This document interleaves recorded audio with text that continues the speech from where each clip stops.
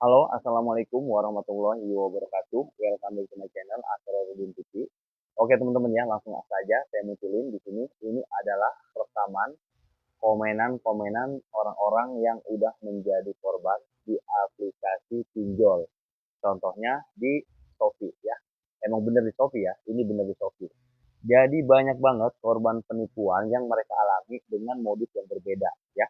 Ada yang dimintain kode OTP, ada yang diiming-iming apa namanya itu dikasih hadiah, ada juga yang dimintain data-datanya. Pokoknya banyak banget. Jadi teman-teman ya, buat teman-teman di sini yang korban dari oknum yang tidak bertanggung jawab itu bukan kalian doang, tapi ribuan orang dan ini buktinya yang keren banyak banget. Jadi tolong disimak video ini ya.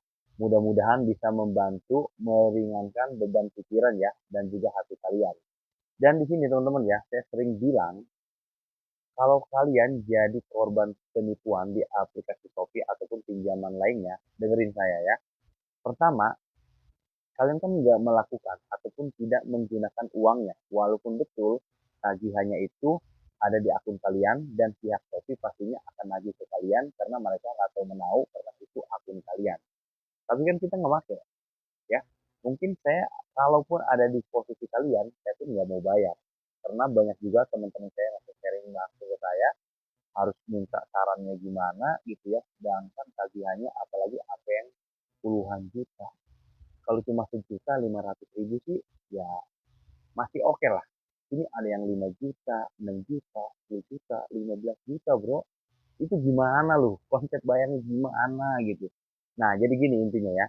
Kalau kalian jadi korban penipuan di aplikasi pinjaman online ya, ataupun yang lagi kita bahas sekarang ini di komen-komen ini teman-teman ya, kalian wajib tetap harus melapor misalkan Shopee. Kalian wajib melapor pihak Shopee ya.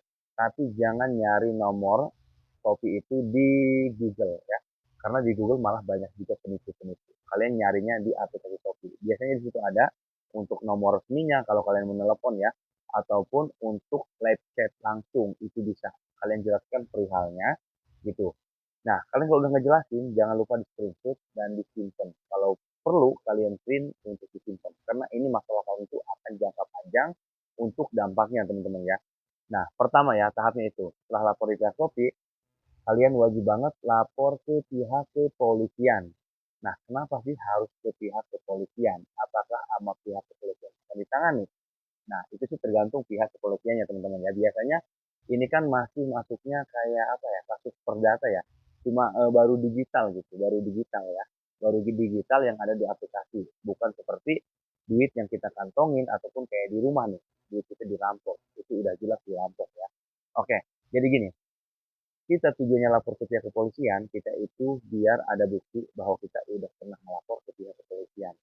Biasanya ya, di pihak kepolisian itu kita dinasehatin, ya, dikasih arahan, ya, baiknya gimana. Biasanya sih kalau emang kita nggak make, kita korban penipuan, itu disarankan nggak bayar. Kalau kita korban penipuan ya, kecuali kita minjem, tapi kita nggak mau bayar, ya itu kita salah, ya.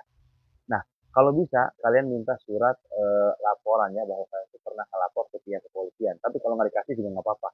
Yang penting kalian punya bukti pernah ngelapor ya di kepolisian terdekat ataupun yang gede sekalian. Biasanya kalau mau itu ya saran saya itu langsung di kayak Kapolres gitu ya, langsung yang gede-gede. Biasanya langsung tangkepin biasanya ya. Nah, kalau udah dari situ ya, kalian tenangkan pikiran kalian, kalian abaikan aja. Biasanya kalau telat tagihan kalian nih bekas orang yang apa nipu kalian ya, itu kan telat sehari aja udah di WhatsAppin sama debt collector. Kakak bayar tagihannya itu baru sehari, 2 hari, 5 hari ya kan. Udah seminggu, 2 minggu biasanya agak kasar, agak kasar. Biasanya kalau yang kasar-kasar ini nggak nyebutin nama aplikasinya ya. Nggak nyebutin nama aplikasinya. Misalkan kalian itu punya sangkutan sama pihak aplikasi si A misalkan. Tapi cuma satu itu. Pasti dapat 1 bulan kalau kalian nggak bayar-bayar itu akan ditagih ada yang kasar lah, ada yang mau nyebar foto-foto kalian lah. Padahal itu nggak bakalan teman-teman. Itu nggak bakalan terjadi ya. Yang penting kalian jangan ngerespon kalau yang kasar-kasar seperti itu. Nah, kalau yang baru lewat sehari 2 hari, saran saya tetap respon cukup 1 kali. Cukup 1 kali, kalian itu chat. Mohon maaf bang, ataupun mohon maaf ya pak, saya nggak bisa bayar. Pertama, saya nggak punya duit. Kedua, saya korban penipuan. saya udah lapor ke pihak Shopee, saya udah lapor juga ke pihak kepolisian. Walaupun itu memang kesalahan saya, tapi saya tidak sepeser pun menggunakan uang tersebut ataupun apa namanya tuh limit kredit tersebut. Ya, kalian cukup bales DC seperti itu. Tetap biasanya yang namanya DC kan dia tugasnya cuma nagih nih, ngepush nih biar orang tuh bayar. Kalian nggak usah peduli, yang penting kalian udah chat itu dan kalian screenshot simpen ya. Nanti biasanya itu kan beda nomor ya, yang WhatsApp tuh beda-beda orang. Abaikan aja, abaikan. Nanti itu yang chat akan hilang sendiri ya. Biasanya hitungan sebulan 2 bulan itu biasanya hitungan sebulan 2 bulan itu akan hilang sendiri teman-teman ya. Gak bakalan ada yang telepon-telepon lagi, gak bakalan ada yang WhatsApp-WhatsApp lagi.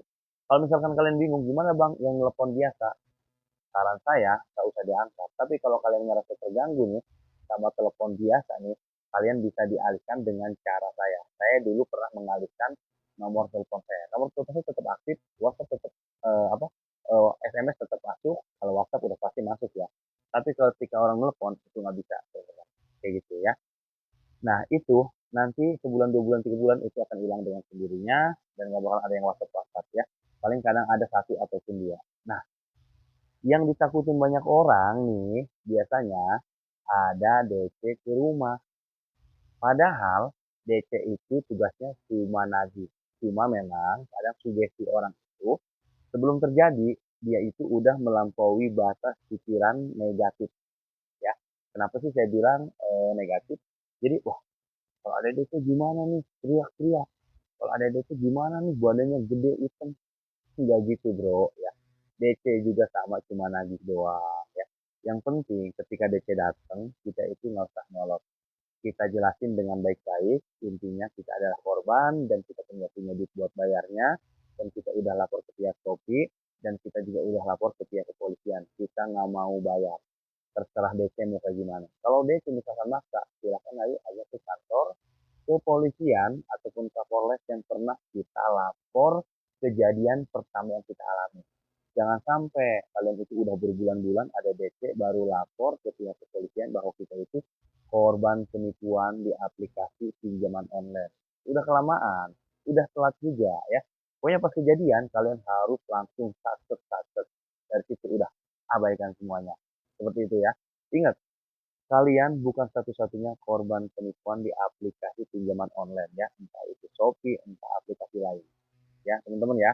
Ingat, jadi buang pikiran yang aneh-aneh, yang negatif, yang sugesti kalian itu bisa ngerusak mental kalian sendiri ya. Kadang saya kasihan asli, pernah punya teman itu sampai stresnya udah nggak makan, terus ngerokok, ngopi, saking pusingnya, udah kayak mau apa ya, kayak udah mau nekat gitu, kan ngeri ya. Justru orang kayak gitu kadang ya butuh-butuh nonton video kayak gini gitu, kalau dia nggak punya teman yang bisa apa ya, yang nggak bisa nenangin hati dia gitu ya, ataupun yang nggak paham seperti di video ini gitu ya. Jadi saya kasih tahu, bro, ini masalah kecil bro, gitu. Lu lihat lihat dunia ini luas gitu. Dan yang punya masalah itu yang sama bukan lu doang, ribuan bro. Dan pada akhirnya apa? Semuanya selesai, gak ada masalah. Itu yang bikin terpuruk lu kayak gitu, itu karena sugesti lu sendiri, pikiran negatif lu sendiri, belum apa-apa pikiran itu udah kemana-mana. Padahal itu nggak sejauh itu, bro. Nggak sejauh itu gitu, ya. Nggak sejauh itu. Apalagi karena ada yang WhatsApp yang aneh-aneh. Itu cuma WhatsApp, bro, ya.